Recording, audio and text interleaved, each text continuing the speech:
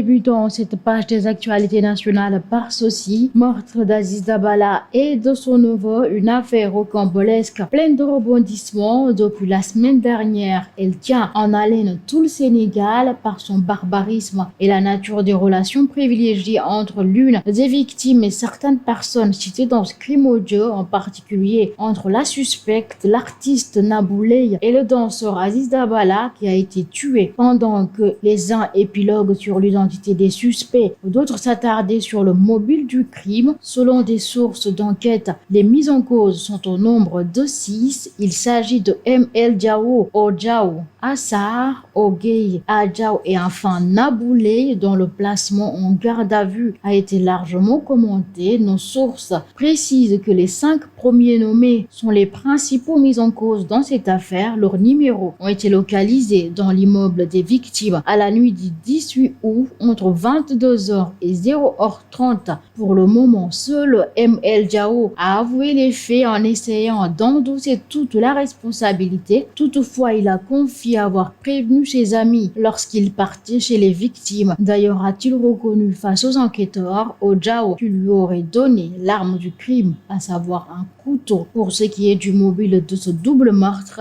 il résulte des éléments de l'enquête que les mises en cause cherchaient à soutirer de l'argent aux danseurs accusés à tort ou à raison d'être d'homosexuels. Savait-il qu'Aziz avait de l'argent par dos vers lui? Ont-ils emporté de l'argent avec eux? L'enquête a montré que les suspects avaient l'information qu'Aziz distribuait de l'argent pour aider les gens à se rendre au Magal de Touba. Pour justifier son crime, ML Diao a défendu qu'Aziz lui avait fait des avances alors qu'il était là pour lui demander de l'argent et que c'est par crainte de dénonciation qu'il a aussi tué son neveu Wali. Le sieur Diao a soutenu mordicus qu'il a commis son acte tout seul. Tout laisse à croire qu'il cherche à protéger ses complices dont les numéros étaient localisés sur les lieux, informent nos sources. Après avoir accompli leur forfait, les mises en cause ont emporté avec eux les 2 téléphones des victimes et ont vidé le pot d'argent qui s'y trouvait dans les comptes Wave, soit 5 000 francs CFA dans le compte Wave de Wali et 3 000 francs CFA dans celui d'Aziz Dabala. Tout bas, les notes du Magal, les inondations, les travaux et les engagements de l'État au cœur des discours. La 130e édition du Magal de Touba a pris fin ce samedi avec la traditionnelle cérémonie officielle avec la présence d'une forte délégation du gouvernement dirigée par le ministre de l'Intérieur Jean-Baptiste Tine. Il a lors de cette cérémonie évoqué les récents engagements pris par le président de la République Bassirou Diomaye Faye et Monsieur Tine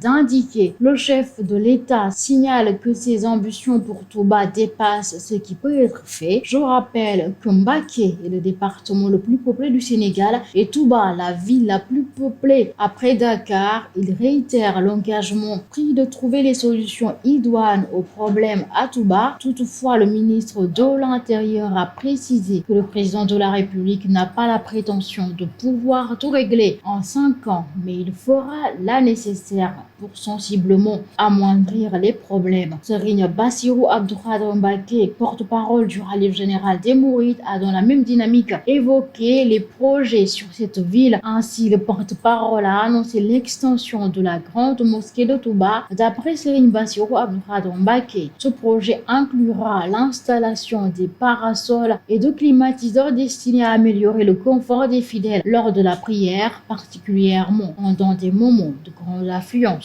Dans la même veine, il a fait savoir que les travaux et les installations de parasols de la grande mosquée débuteront après la saison des pluies. La question des inondations notées dans la ville sainte a été aussi soulevée. Tout en exprimant son soutien aux sinistrés, il a assuré qu'ils sont en contact avec les autorités pour résoudre les problèmes d'assainissement dans la ville de Touba. Par ailleurs, dans son message délivré par son porte-parole, le Khalif général des Mourides a exhorté les fidèles à suivre les engagements de Cheikh Ahmadou Bamba, fondateur de la confrérie mouride, ainsi que les préceptes de l'islam et les engagements du prophète Mohammed. La Cour suprême désavoue le ministre du Travail. Le juge des référés de la Cour suprême a ordonné ordonné la suspension de l'exécution des décisions prises par le ministre du Travail, Yankhoba Diémé, affirmant la décision de l'inspecteur du Travail et de la Sécurité sociale ordonnant l'autorisation de licenciement de Mansour Diallo, Pape Doudou Tounkara et Alioune Seck, qui sont tous des délégués du personnel au niveau d'Attijari Wafa Bank pour la direction générale de la banque. C'est une nouvelle victoire après plusieurs mois de bras de fer. Il faut savoir que le ministre du Travail avait enjoint à la banque de reprendre les 3 délégués du personnel.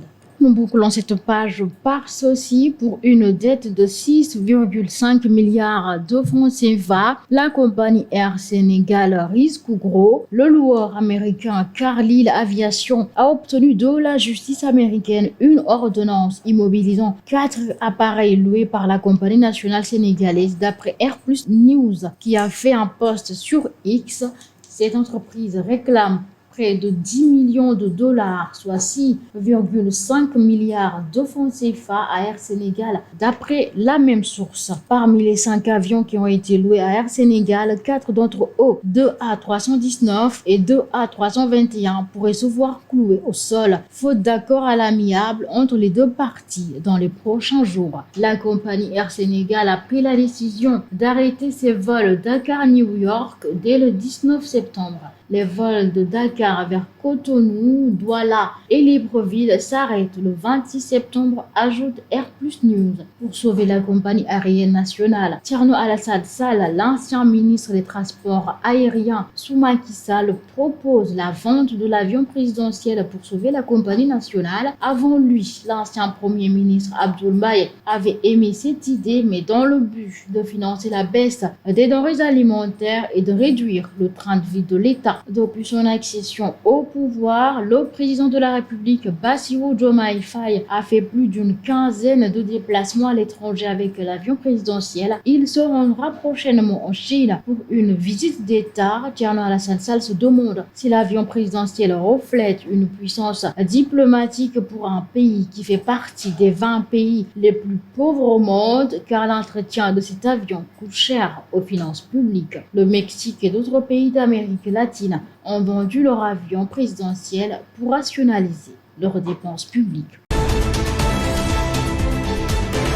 La peine de mort ou peine capitale est la plus haute sanction pénale. Lorsqu'elle est appliquée, le condamné est exécuté après avoir été reconnu coupable de crime capital. En 2023, 144 pays ont aboli la peine de mort dans leur législation, mais 55 pays la pratiquent encore. Le nombre d'exécutions recensées en 2023 a atteint le nombre de 1153 mises à mort, un record depuis 2015. Jusqu'en 1967, la peine de mort était appliquée au Sénégal. En effet, 2 condamnés à mort ont été exécutés par arme depuis l'accession à l'indépendance en 1960. Il s'agit de Moustapha Lo pour tentative d'assassinat sur le président Léopold Sédar Senghor le 15 juin 1967 et de Abdoulaye Faye le 11 avril 1967 pour l'assassinat de l'ancien député maire d'Amba Diop. En juillet 2004, le Conseil des ministres du Sénégal a examiné et adopté à l'unanimité un projet de loi portant abolition de la peine de mort. Ce texte est ensuite adopté par l'Assemblée nationale le 10 décembre 2004. Les condamnés à mort verront ainsi leur peine cumulée. Avec cette décision, le Sénégal a rejoint le camp des abolitionnistes et est devenu le 79e pays ayant aboli la peine de mort et le 4e pays membre de la communauté économique des pays de l'Afrique de l'Ouest à ne plus prévoir la peine de mort capitale dans sa législation. À ce jour, aucune disposition du code pénal ne prévoit la peine de mort car abolie. Sous son magistère, le président Macky Sall, suite aux nombreux cas de meurtre au Sénégal et particulièrement à celui de la dame Fatou Ndiaye, ancien vice-président du Conseil économique, social et environnemental CESE, avait ordonné la révision du code pénal et le recours à la condamnation à perpétuité pour tous ceux qui porteraient atteinte à une vie. De nombreux cas, dont certains médiatisés, s'inscrivent sur la liste comme la jeune Binta Camara, entre autres celui aujourd'hui de l'artiste Aziz Dabala et Wali Baldé, qui ont suscité l'indignation de la population sénégalaise. La question à se poser est: est-ce la solution au cas accru de meurtre qui sévit au Sénégal? C'est Bassirou Diomaye Diakhar Faye qui est élu président de la République du Sénégal, mais c'est Ousmane Sonko qui gouverne. Ces propos émanent du fondateur du think tank Afrikajom Center, une deuxième sortie qui fait polémique après une première sur l'instauration d'un État pacifiant. Alioune Tine tire à nouveau sur le duo Sonko-Diomaye. Pourtant, l'ancien secrétaire général de la RADDHO est l'un des principaux artisans de la libération du tandem Ousmane Sonko-Bassirou Diomaye Diakhar Faye, une des figures marquantes de la société civile sénégalaise. Alioune Tine est connu pour ses positions tranchées à l'endroit des régimes qui se sont succédés. Son rôle dans les différentes alternances au Sénégal n'est plus à démontrer. Membre éminent de la société civile, Alioune Tine est considéré comme un rempart de la démocratie au Sénégal. Cette posture lui a valu plusieurs attaques et diatribes venant d'hommes politiques qui le considèrent comme un politicien encagoulé. Qu'est-ce qui aujourd'hui peut expliquer les attaques à l'endroit du nouveau régime? A-t-il accès aux nouveaux tenants du pouvoir pour leur faire part de ses observations? Autant de questions qui taraudent les esprits après cette nouvelle sortie. Alioune Tine évoquait il y a quelques semaines seulement l'instauration d'un État pacifiant, une sortie qui lui avait aussi valu plusieurs attaques de la part des responsables du PASTEF. Les ex-travailleurs de l'hôtel King Fahd Palace continuent de décrire la situation. 76 personnes licenciées depuis la période du Covid-19 pour motifs économiques. Ils alertent sur leur sort. Le 31 décembre 2011, l'État du Sénégal, propriétaire du complexe King Fahd Palace, a pris la décision de retirer la gestion de ce fleuron de l'industrie hôtelière sénégalaise au groupe Star Wood Hotel et Resort, et de le confier à SHA, Société hôtelière africaine, représentée par son président directeur général, M. Mamadou Racine Sy. Ce complexe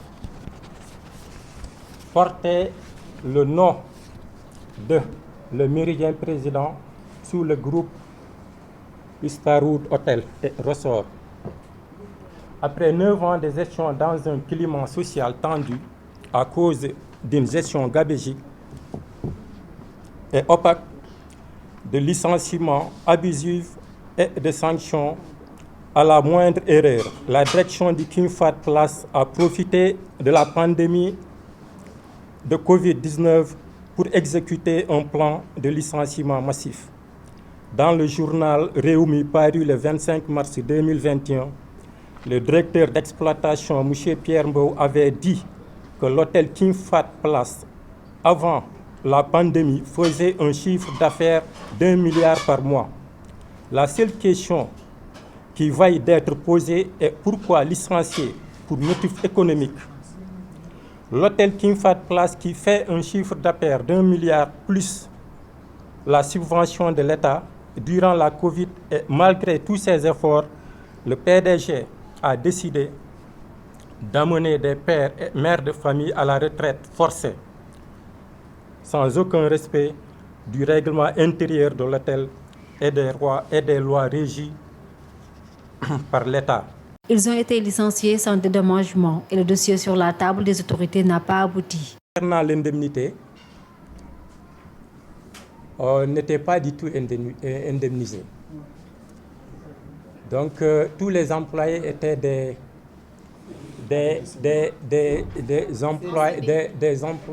employés à un contrat à durée indéterminée. Donc je pense que ce licenciement a été abusif. Donc on était aussi à l'inspection du travail. Mais l'inspection du travail ne pouvait pas faire mieux. Donc ils étaient là bouche bée. Donc au juste, ils ne pouvaient pas, comment dirais-je, trancher la vérité quoi, entre les deux parties. Voilà. C'est bon, c'est ça.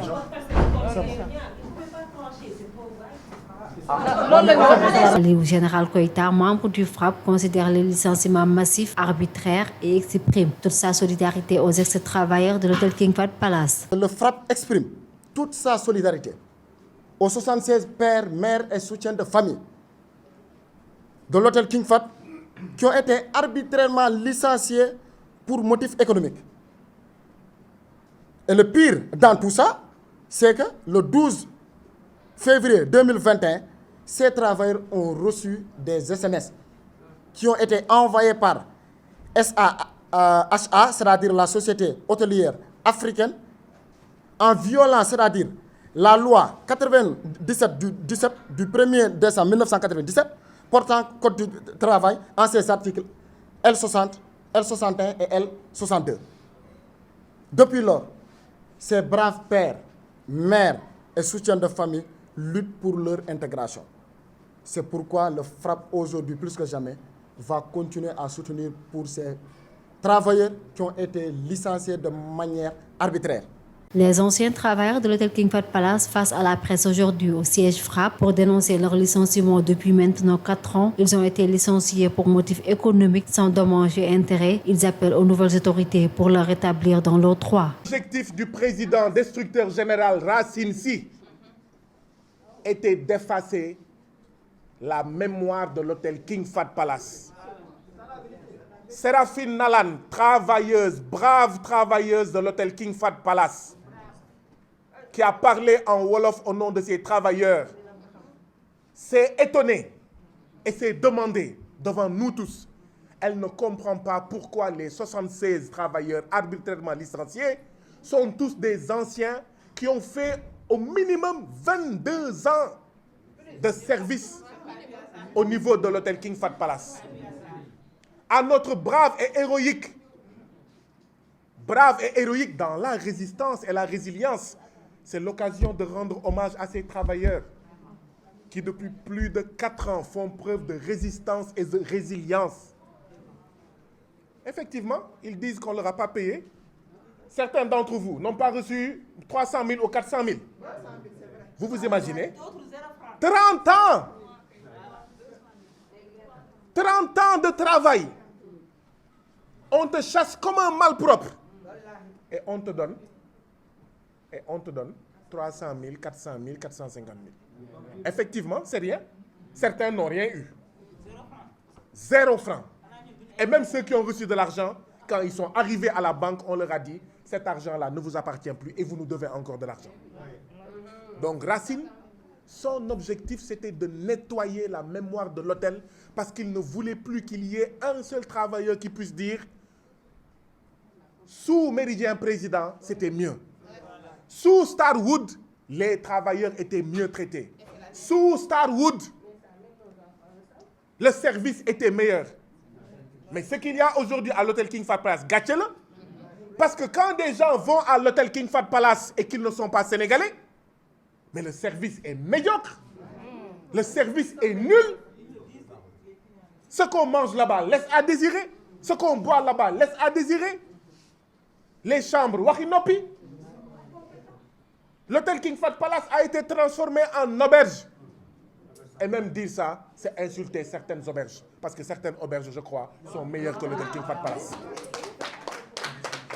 Donc c'est pour ça qu'il a licencié arbitrairement que des anciens, c'est-à-dire les seuls travailleurs qui ont la possibilité de comparer et de dire que c'était mieux. En faisant venir de nouveaux travailleurs qui n'étaient pas là sous Starwood, encore moins sous Méridien Président. Et la deuxième question est très simple. Travailleurs de l'hôtel King Fahd Palace, une assemblée qui se détourne de vos préoccupations, êtes-vous d'accord pour sa dissolution?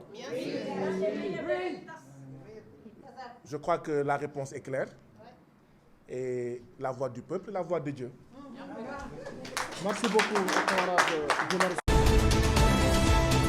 Bienvenue sur l'international. En Tunisie, le président Kais Saied a procédé dimanche 25 août à un vaste remaniement ministériel sans donner d'explication à un peu plus d'1 mois de l'élection présidentielle. Ce remaniement inattendu comprend le remplacement de 19 ministres, dont ceux des Affaires étrangères et de la Défense, et de 3 secrétaires d'État après le limogeage début août du premier ministre qui n'a pas été remplacé depuis, Mohamed Ali Nafti, ancien diplomate ayant exercé dans plusieurs ambassades tunisiennes, notamment en Grèce, en Espagne et en Corée du Sud, est le nouveau chef de la diplomatie. Il occupait le poste de secrétaire d'État auprès du ministre des Affaires étrangères lorsque Kais Saied l'avait démis de ses fonctions en 2021. Khaled Sili, également ex-diplomate et ancien responsable au ministère des Affaires étrangères, est désigné comme ministre de la Défense. Il a notamment été ambassadeur en Jordanie. Selon la présidence, les 3 nouveaux secrétaires d'État assisteront le ministre des Affaires étrangères, le ministre de l'Agriculture et des Ressources hydrauliques et celui de l'Emploi. À noter que le président Kais Saied, 66 ans, démocratiquement élu en 2019, s'est accaparé tous les pouvoirs lors d'un coup de force le 25 juillet 2021 et est depuis accusé de dérive autoritaire par l'opposition et ses détracteurs. Il brigue aujourd'hui un second mandat présidentiel dans le cadre de ce qu'il a qualifié de guerre de libération et d'autodétermination visant à établir une nouvelle république. Et puis des combattants de la rébellion Baloutch ont tué 39 personnes lundi 26 août dans des attaques coordonnées dans la province pakistanaise du Baloutchistan, a déclaré un porte-parole du gouvernement de cette province, mené par des dizaines d'assaillants. S'est produit aujourd'hui dans le district de Moussakal, où les forces de sécurité luttent contre les violences sectaires, ethniques et séparatistes frontalières de l'Afghanistan et de l'Iran. Le Baloutchistan est la plus pauvre province du pays, bien qu'elle soit riche en ressources naturelles. Les rebelles séparatistes de Baloutchistan, qui réclament plus d'autonomie et le contrôle des ressources gazières et minières de la province, ont par le passé fréquemment visé les forces de sécurité du Pakistan. Lors d'une attaque similaire en avril, 11 ouvriers avaient été tués après avoir été enlevés dans un bus dans la ville de Norishki au Baloutchistan. Terminé au Moyen-Orient, dimanche 25 août, le Hezbollah a lancé des centaines de roquettes occupées par Israël tout en déployant des dizaines de drones visant des cibles plus profondes en territoire israélien. Cette action s'inscrit dans la riposte du groupe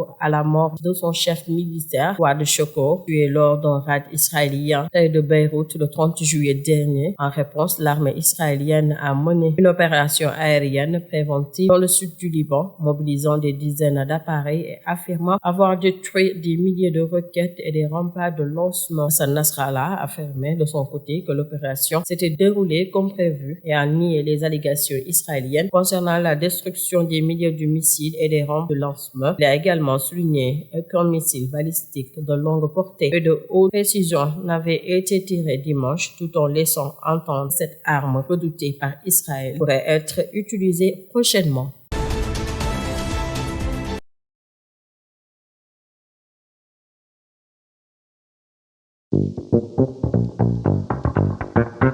Bienvenue au sport. Après avoir survolé le tournoi débuté par une victoire face au même adversaire, un lot renvers qui sera difficile à consommer, l'aventure de l'équipe nationale féminine de basket du Sénégal au Rwanda, qui accueillait l'un des 2 tournois préqualificatifs à la prochaine Coupe du Monde, s'est achevée de manière tragique avec une défaite à la Kigali Arena. Les joueuses d'Otis Hongre Junior, qui visaient le second tour qualificatif pour le mondial allemand, ont cédé face à la Hongrie 47-63 au bout d'un match serré en première période, puis nettement survolé par les Hongroises. Après la pause, les calculs étaient simples: devraient gagner pour se hisser au dernier tour de ces qualifications face aux Hongroises, qu'elles ont pourtant battues lors de leur entrée en lice dans la compétition. Les partenaires de Yacine Diop n'ont pas su reproduire leur performance depuis le commencement, notamment celle à la veille face au Rwanda 68-58. La Hongrie a calmé l'euphorie des Lions, qui vont désormais devoir terminer parmi les 4 meilleures équipes lors du prochain Afrobasket Dames pour garder espoir de mondial, mené pendant toute la partie, sauf lorsqu'elles sont passées devant avec 17-16 aux marques. Les joueuses d'Otis Hongre Junior ont perdu pied à la fin du 3e quart-temps et dans le dernier quart-temps, les lancers francs et les tirs à 3 points, sans parler des rebonds, 43 consécutifs procédé avec 85% des réussites sur les lancers francs, 27% sur les tirs primés. Les Hongroises ont largement dominé le Sénégal à la Kigali Arena, 62% et 9%. La Hongrie, qui est montrée en puissance au fil des rencontres, n'a pas volé sa victoire. Jamaïcain, 18 points, 6 rebonds, s'est dominé un peu partout, mais a manqué d'appui avec seulement 6 points pour Serra Dilar, deuxième meilleure marqueuse côté sénégalais. Et puis en football, le Jaraaf a validé son ticket pour le second tour des préliminaires de la Coupe CAF après avoir battu 3-0 Est and Lyon FC de la Sierra Leone. Ce dimanche 25 août 2024 au stade Lat Dior de Thiès, les Médinoises affronteront le Racing d'Abidjan au deuxième tour, contrairement à Teungueth FC éliminé par le stade Abidjan. Samedi, le Jaraaf a pu sauver l'honneur en surclassant l'équipe sierra-léonaise. Les protégés de Malik Daf, vainqueurs aller, ont très tôt libéré leurs supporters, revenus nombreux pousser l'équipe à la victoire. L'attaquant Souleymane Cissé, dès la deuxième minute, s'échappe et montre la voie du succès. L'ancien sociétaire de la Linguère a fusillé Francis Koroma, portier des Killers. Les locaux, aidés par ce but matinal, mettent le pied sur l'accélérateur. À la 16e minute, le latéral gauche Abdul Aziz Ndiaye tente de marquer le deuxième but, mais il envoie le cœur à côté des buts. Préverve, l'attaquant Aboubakar Sarr est scellé du côté gauche, provoque Yacouba Koroma et le fauche en plein surface de réparation. L'arbitre siffle un penalty qui sera concrétisé par Souleymane Cissé après que le portier sierra-léonais repousse le ballon. Les Médinoises poursuivent les assauts offensifs et sur une échappée, Aboubakar Sarr effectue une course avant d'adresser un caviar à Souleymane Cissé qui inscrit le troisième but des Médinoises pour son triplé de la soirée. Il fait aussi bien qu'Amadou Djandjaï avec Génération Foot en 2018 avec ce score large de 3-0. Le Jaraaf victorieux à l'aller prend son ticket pour le second tour. Les partenaires de Serigne Mokhtar Kouyaté affronteront le Racing d'Abidjan. La rencontre pour la deuxième tour aller est prévue du 13 au 15 septembre 2024 et la manche retour programmée le 20 au 22 septembre 2024. Et pour terminer, le monde de la lutte n'a pas encore fini de pleurer la disparition du lutteur Brice de Mar écurie de Roi, récemment décédé dans un accident de circulation à Sébikotane. Voilà que notre décès frappe encore l'arène de lutte sénégalaise. Il s'agit de celui d'un autre lutteur, Tigo Kharitou Yayam. Selon nos informations, Tigo Kharitou Yayam et ses amis de Pikine étaient partis à Guéro pour une sortie. Quelques heures plus tard, deux d'entre eux qui baignaient étaient introuvables. Alerté, le lutteur qui n'en revenait pas est parti à leur recherche. Hélas, lui aussi sera finalement emporté par des eaux. Guéro est un village du Sénégal situé sur la petite côte du sud de Dakar.